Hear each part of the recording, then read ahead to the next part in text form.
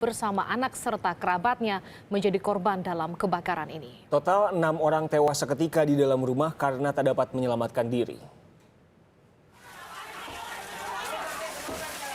Warga Jalan Pampang, Makassar, Sulawesi Selatan baru akan sahur ketika api tiba-tiba berkobar hebat.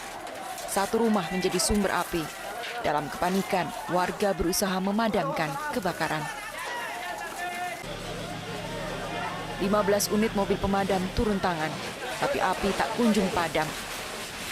Warga semakin panik. Warga dalam rumah yang jadi sumber api sulit diselamatkan.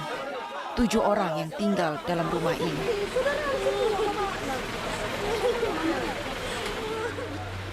Setelah lebih dari 3 jam, kebakaran baru padam.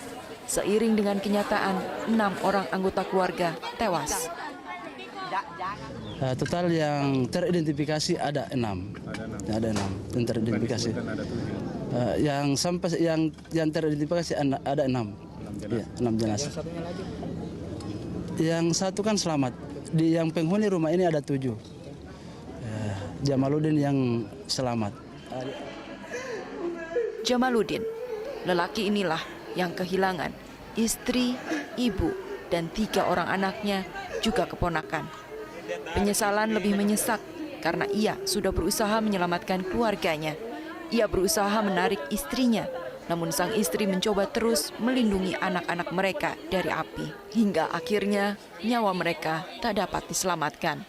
Ditemukan berpelukan di tengah sisa amukan api. Tim Liputan, Kompas TV, Makassar, Sulawesi Selatan.